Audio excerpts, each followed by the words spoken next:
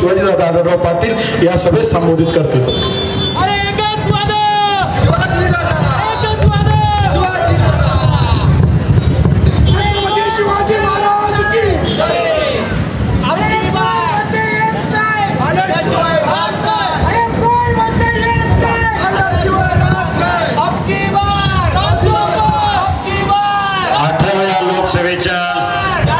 निवडणुकीच्या प्रचाराच्या निमित्तानं महायुतीचा घटक पक्ष राष्ट्रवादी काँग्रेस पक्षाचा उमेदवार म्हणून मी आज आपल्या समोर उभा आहे. सकाळपासून कुकडेश्वराचं दर्शन घेऊन दौऱ्याला सुरुवात केली.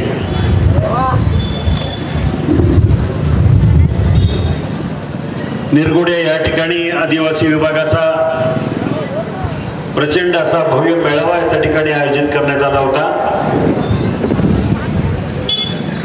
दुपारी 5 वाजल्यापासून सायंकाळी 5 वाजल्यापासून एक भव्य रॅली आपण संपूर्ण शहरामध्ये काढली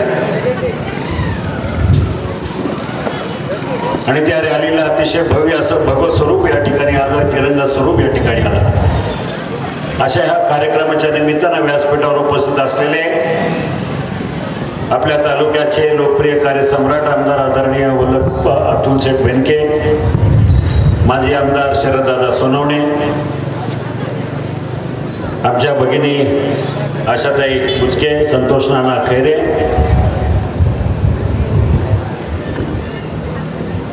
शरददादांचे मामा, माझे जुने सहकारी, माझ्या शेजारच्या गावचे एक प्रसिद्ध अभिनेते, त्यांचे खूप ख्याती आहे दक्षिण भारतातल्या प्रत्येक पिक्चरमध्ये. त्यांनी त्यांचे वाचे शरददादा सोनवणे, मामा म्हणजे आज या ठिकाणी आहे.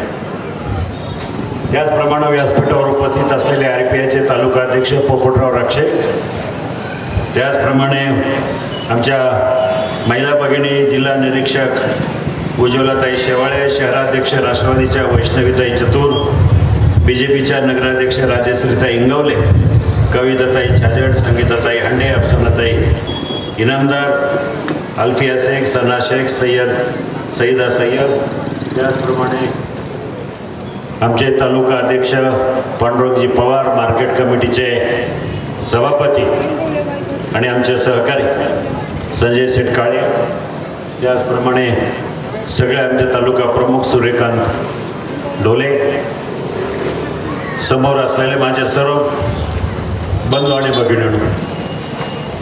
भगिनी या ठिकाणी खूप मोठ्या संख्येने उपस्थित आहे. सगळेजण मला वाटतं गेले 2 तास रॅलीमध्ये आपण सगळेजण चालताय. रॅलीमध्ये त्या सगळ्यांचा मनपूर्वक मी आभार व्यक्त करतो. मित्रो, या निवडणुकीच्या मतदानाला आता अवघे 8-10 दिवस राहिले. गेले 2 महिन्यापासून प्रचाराची रणधुमाळी आपण पाहत आहे. सगळ्या भारतभर फक्त लोकशाहीचा मोठ्या प्रमाणामध्ये उत्सव साजरा होतोय आणि आपण सुद्धा त्यामध्ये पाठीमागे राहत नाहीये.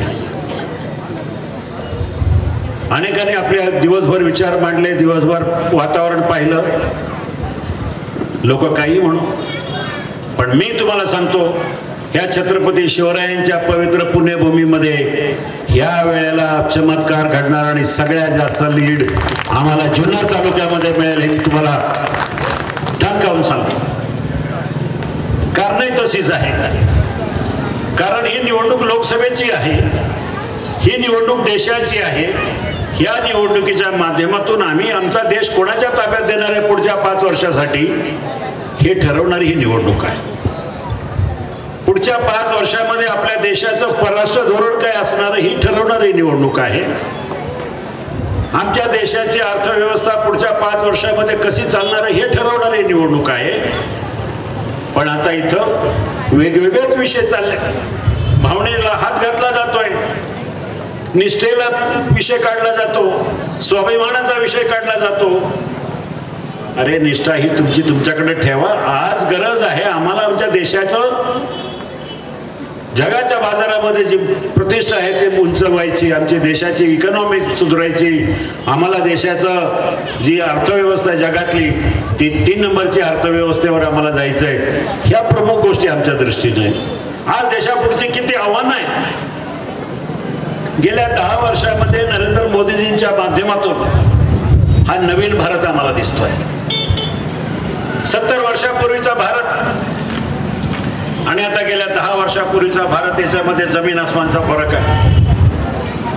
मला आठवते मी प्रदेशामध्ये जात असताना माझ्या व्यवसायाच्या निमित्तानं किंवा पूर्वी कारखान्याचा चेअरमन त्याच्या अगोदर परदेशामध्ये जात असताना भारताच्या पासपोर्टला किंमत नसायची. काही काही देशांमध्ये भारतीय नागरिक भारतीय पासपोर्ट होल्डर जर असेल तर दुकानावर पाटी लावली जायची की Indians are not allowed in our shop. भारतीयांना प्रवेश नसायचा काही दुकानामध्ये. पण 10 वर्षामध्ये जो आमूलाग्र बदल झालाय, आता इंडियन्सना रेड कार्पेट दिलं जातं. कारण जेवढी इकॉनॉमी आमची सक्षम आहे, भारताची सुपर पॉवर आमची सक्षम आहे, जगाच्या तुलनेमध्ये शेजाऱ्यांच्या तुलनेमध्ये भारताची मान उंचावलेली आहे. आठवा तुम्ही 10 वर्षाच्या अगोदर पाकिस्तान सारखा देश आम्हाला आव्हानं द्यायचा, श्रीलंका देश आम्हाला वाकुल्या दाखवायचा, बांगलादेश सारखा देश सुद्धा आम्हाला आव्हान करायचा. पण गेल्या 10 वर्षामध्ये मोदीजींच्या नेतृत्वाखाली तुम्ही पाहिले आज तीच आव्हान देणारी आजूबाजूचे देश त्याचे खायचे वांदे आहे.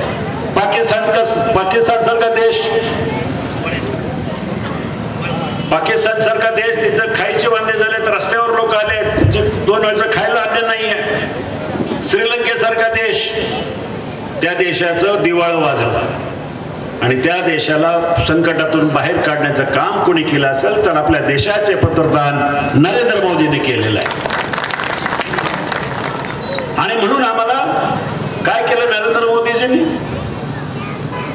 नुसते प्रदेशाचंच नाही तर देशाच्या अंतर्गत ज्या काही भूमिका केल्या, जे काही योजना राबवल्या, त्या कल्याणकारी योजना असतील, भावनिक योजना असतील, आपल्या देशाला आपल्या हिंदू धर्माला सुद्धा मानणाऱ्या योजना असतील. उदाहरणार्थ रामाचं मंदिर 5.5 वर्ष राम वनवासात होता.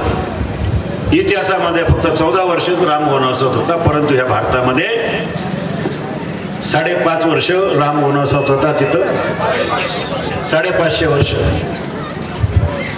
तिथं फक्त मोदीजीचीच गरज होती. फक्त मोदीजींनीच त्यासाठी पावलं उचलली आणि आज रामाचं भव्य मंदिर अयोध्येमध्ये उभी केलं. ही खऱ्या अर्थाने तुमच्या आमच्या सगळ्याच्या दृष्टीने अभिमानाची गोष्ट आहे. 370चं कलम हटवलं. आपल्याला वाटतं काहीतरी कोणाला माहितीच नाही याच्यावर काय नक्की 370चं कलम हटवलं म्हणजे नक्की काय केलं. त्याचा फायदा आपल्या भारतीयांना आणि काश्मीर वासियांना किती मोठ्या प्रमाणात झाला हे आपल्याला माहिती नाही. शेतकऱ्यांसाठी म्हणे मोदी सरकार फक्त उद्योगपतींसाठी आहे, शेतकऱ्यांसाठी नाही, अशा प्रकारचा आरोप या सरकारवर केला जातो. पण मी आपल्याला आवर्जून सांगू इच्छितो, समोरचे लोक सांगतात काँग्रेस सरकारनं 70,000 कोटी रुपयाची कर्जमाफी केली. ती एकदाच केली. अख्ख्या 25-30 वर्षामध्ये 70,000 कोटी रुपयाची कर्जमाफी एकदाच केली. नरेंद्र मोदीजींनी शेतकऱ्यांच्या हितासाठी एक महत्वाकांक्षी निर्णय घेतला. 12 कोटी शेतकऱ्यांच्या खात्यामध्ये 6,000 रुपये प्रत्येक वर्षात म्हणजे 72,000 कोटी रुपये प्रत्येक वर्षात जमा केले. 72,000 कोटी रुपये प्रत्येक वर्षी म्हणजे 5 वर्षाचे 3,60,000 कोटी रुपये. आम्ही त्याचा डेगोरा पेटवला नाही, तर तुम्ही जसं त्याप्रमाणे होतात काढा. शेतकऱ्याचा हिताचा निर्णय.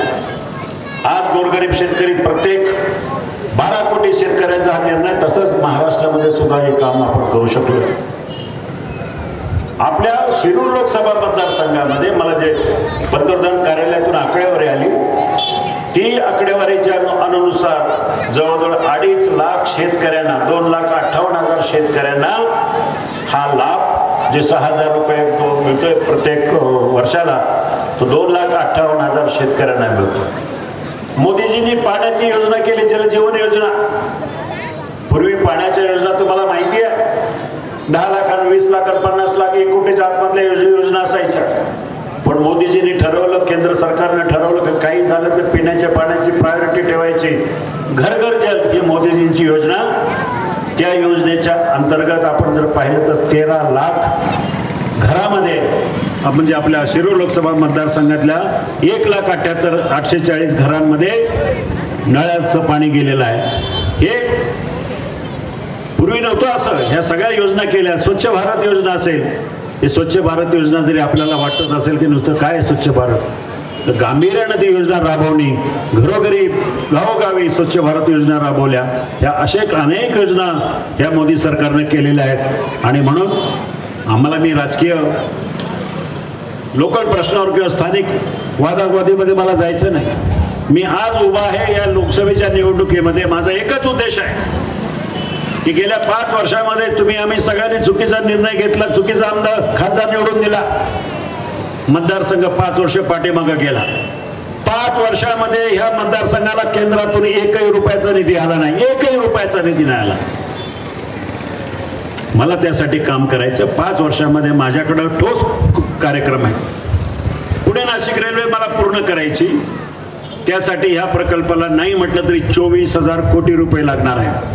ते फक्त आपल्या मतदारसंघासाठीच नाही तर संपूर्ण पुणे नाशिक, म्हणजे पुणे नगर नाशिक या तिन्ही जिल्ह्यासाठी. आपल्याकडे हायवेचे प्रश्न आहेत. ते प्रश्न पूर्ण करण्यासाठी 24,000 कोटी अजून लागणार आहेत. म्हणजे 40-50 हजार कोटी रुपये जर लागणार असेल आपल्या मतदारसंघाला, तर साहजिकच आपल्याला नरेंद्र मोदीजींच्याच विचाराचा सत्तेतलाच खासदार निवडून देणं गरजेचं आहे. म्हणून मला आपल्याला विनंती करायची की ही निवडणूक त्या दृष्टीने महत्वाची आहे. आता होतंय काय, या निवडणुकीच्या प्रचाराच्या निमित्तानं विरोधी उमेदवार नुसते प्रश्न निर्माण करतात. कांद्याला भाव नाही, कांद्याला भाव नाही, डिझेलचं काय नाही सांगतात. आता त्यांनी नवीन काहीतरी टूम काढली आहे की मतदानाला जाताना गॅस सिलेंडरच्या पाया पडा, पुढं मतदानाला जा, त्याच्या किमती इतक्या वाढल्या. अरे तुम्हाला निवडून दिलं आमच्या ह्या भागातल्या जनतेचे प्रश्न सोडवण्यासाठी, तुम्हाला प्रश्न निर्माण करण्यासाठी नाही आहे. तुम्ही फक्त प्रश्न उपस्थित करताय, सोडवण्याचं काही नाही आहे. त्याच्यासाठी तुम्ही काही ठोस भूमिका मांडली, सरकारकडे पाठपुरावा केलाय. कांद्याला भाव नाही, शेतकऱ्याच्या शेतीमालाला भाव नाही, मग त्याच्यासाठी तुम्ही फक्त भाषणच करत असाल, सरकारवर टीका करत असाल, मग तुम्हाला लोकसभेमध्ये जायची गरज नाही आहे. तुम्ही तर जुन्नरच्या चौकामधून जाऊन सरकारवर टीका करत राहा. आमच्या दृष्टीनं आम्ही शेतकऱ्यांचे प्रश्न असतील, गोरगरिबांचे प्रश्न असतील, तरी प्रश्न निर्माण करतच नाही तर त्याच्यात तोडगा पण काढतो. उदाहरणार्थ कांद्याचा प्रश्न, कांद्याचे भाव कोसळले, निर्यात बंदी आली, शेतकरी अडचणीत आला. अशा परिस्थितीमध्ये मी असेल, आमचे सहकारी असेल, आम्ही सगळेजण सरकारकडे गेलो, राज्य सरकारकडं मुख्यमंत्र्यांना विनंती केली आणि मुख्यमंत्री उपमुख्यमंत्री दोघांनी विनंती करून केंद्र सरकारला सांगितलं आणि केंद्र सरकारनं 3 वेळा कांद्याची निर्यात बंदी उठवली, जवळजवळ 1,20,000 टन कांद्याची. हा प्रश्न आम्ही सोडू शकलो. आमच्याकडे प्रश्न पण आहेत, त्याची उत्तरं पण आहेत. तुमच्याकडे फक्त प्रश्न आहेत. काय तर म्हणे आम्ही शेतकऱ्यांसाठी संसदेमध्ये प्रश्न मांडले, ही निव्वळ फेकामफेकी आहे. प्रश्न मांडले म्हणजे काय केले, नुसते प्रश्न मांडले. किती मांडले, त्यांचं 5 वर्षाचा रेकॉर्ड माझ्याकडे उपलब्ध आहे आज इंटरनेटवर सुद्धा. शेतीविषयक त्यांनी मांडलेले प्रश्न 5 वर्षामध्ये त्यांची संख्या 41. 2014 ते 2019 मी मांडलेल्या प्रश्नाची संख्या फक्त शेतीविषयक ह्या विषयावर 81. त्यांचे प्रश्न 41, माझे 81. पण मी डिंगोरा पिटवत सुटलो नाही. मला माहिती आहे की माझं काम मी प्रामाणिकपणे करत गेलो. संसदेमध्ये बैलगाडा घाटाची बांधणी केली, तिथं बैलगाडा शर्यती चालू व्हाव्यात म्हणून कायदे बदल करण्यासाठी पुढाकार घेतला. आज नुसता बैलगाडा शर्यत चालू केली याची श्रेय घेता. मला सांगा, ह्या मतदारसंघामध्ये किती बैलगाडा घाट बांधले तुम्ही? मी 42 बैलगाडा घाट बांधले. मुद्द्याचं बोला, उगाच आपलं काहीतरी वेगळेच मुद्दे भरकटत न्यायचे आणि लोकांना काहीतरी फसून भासवायचं असं करू नका, दिशाभूल भरून करू नका. 5 वर्षामध्ये तुम्ही काय काम केलं? 15 महिन्यामध्ये मी जवळजवळ 1,500 कोटी रुपयाची कामं आणली. माझ्या प्रत्येक तालुक्यातल्या प्रत्येक गावामध्ये कामं आणली. तुम्ही काय केलं? मी खासदार नसताना आपल्या जुन्नर वासियांसाठी जुन्नरची पाणी योजना जवळजवळ 18 कोटी रुपयाची मंजूर करून आणली. त्याचं काम चालू झालं. तुम्ही काय केलं जुन्नरसाठी हे मला सांगा. माझा पद्मावती तलावाचा जो प्रश्न आहे, मी अनेक वर्ष त्याच्यासाठी पाठीमागं लागलोय. माझी मूळ योजना होती 32 कोटी रुपयाची, पण सरकारच्या योजनेमध्ये 8 कोटी बसतात. ठीक आहे, 8 कोटी रुपये टाकून आम्ही काम चालू करू. भविष्य काळामध्ये मला पद्मावती तलाव हे चांगलं पर्यटनाचं केंद्र करायचं आहे. तिथं चांगल्या पद्धतीनं 20-25 कोटी रुपये स्पेशल पॅकेज मला तिथं घ्यायचं आहे आणि चांगल्या पद्धतीनं शहरवासियांना एक अभिमानास्पद पर्यटन स्पॉट तिथं निर्माण करायचा आहे. मुळात हा जुन्नर तालुका पर्यटन क्षेत्र आहे. या पर्यटनासाठी माझ्या डोक्यामध्ये कल्पना आहे. अगदी खिरेश्वर पासून तर भीमाशंकरापर्यंत एक पर्यटन सर्किट तयार करायचं, एक क्लस्टर तयार करायचं आणि त्या ठिकाणी स्थानिकांना, आदिवासी विभागातील जनतेला त्या ठिकाणी पर्यटनाच्या माध्यमातून उद्योग व्यवसाय मिळतील, अशा प्रकारच्या सुद्धा संकल्पना आमच्या मनामध्ये. तुम्ही 5 वर्षामध्ये नुसत्या संकल्पना मांडल्या, प्रत्यक्षात काही आणलं नाही. आम्ही संकल्पना मांडायच्या ऐवजी कामं पूर्ण केली आणि दाखवली. माझ्या कारकिर्दीमध्ये मी आदिवासी भागासाठी, जुन्नर तालुक्यातल्या आदिवासी भागासाठी 22-23 कोटी रुपयाचे प्रधानमंत्री ग्राम सडक योजनेची कामं केली. आजही रस्ते ते सुस्थितीत आहेत. आपण काय केलं? मी एक साधारण 1.5 वर्षापूर्वी, मी असेल, शरद सोनवणे असेल, आम्ही काही लोक, प्रमुख लोक मुख्यमंत्र्याकडे गेलो. मी मीटिंग मागितली आणि मुख्यमंत्र्याकडे 5 प्रमुख प्रश्नावर मीटिंग घेतली. काय होते 5 प्रश्न? मुख्यमंत्र्यांच्या अध्यक्षतेखाली 12-13 IAS अधिकारी, कलेक्टर, इथले IAS CEO वगैरे सगळ्यांना घेऊन गेलो. बैठक घेतली. 2 तास बैठक झाली. 5 प्रश्न होते शिरूर लोकसभा मतदारसंघ. पहिला प्रश्न होता बिबट सफारी पार्क. तो प्रकल्प अन्य कुठेतरी जाणार होता. आम्हाला त्या आंबेगावलाच पाहिजे होता, म्हणून तिथं एका मिनिटामध्ये मुख्यमंत्र्यांनी सांगितलं की ते शरद तिथं उपोषणाला बसला होता, त्याची दखल घेऊन सांगितलं की तो जिथं ओरिजिनली ठरलेलं आहे तिथंच करा आणि त्या ठिकाणी तिथं मंजुरी मिळाली. दुसरा प्रकल्प आमच्या दृष्टी होता कुकुडेश्वराचा. मुख्यमंत्र्यांनी प्रधान सचिवांना आदेश दिले की लवकरात लवकर प्रस्ताव सादर करा, कुठल्या नियमात आपल्याला करता येईल. त्या कुकुडेश्वराच्या संदर्भामध्ये सुद्धा आता पालकमंत्र्यांनी आम्हाला 3-4 कोटी दिले. क्रीडा कारखान्यासाठी सुद्धा सरकारने प्रपोजल मागितलंय, ते आम्हाला लवकरात लवकर पूर्ण करायचंय. खेड पंचायत समितीसाठी अगोदर 5 कोटी रुपयाचा निधी होता, तो 15 कोटी रुपये करून दिला. काम आता पूर्णत्वात आलेलं आहे. आणि सगळ्यात महत्वाचं म्हणजे जे नुसते धर्मवीर संभाजी महाराजांच्या नावानं स्वतःचं पोट भरतात, त्यांच्या दृष्टीने मी सांगतोय, तुम्ही धर्मवीर संभाजी महाराज आणि छत्रपती शिवाजी महाराजांच्या नावानं नुसते आपलं प्रचार करता, परंतु त्यांच्यासाठी तुम्ही काय केलं? वडो तुळापूरचा धर्मवीर संभाजी महाराजांचा विकास आराखडा समाधी स्थळाच्या ठिकाणी करण्याचं काम सुरुवातीला 7-8 वर्षापूर्वी मी आणि बाबूराव पाचाटे आम्ही विकास आराखडा सादर केला.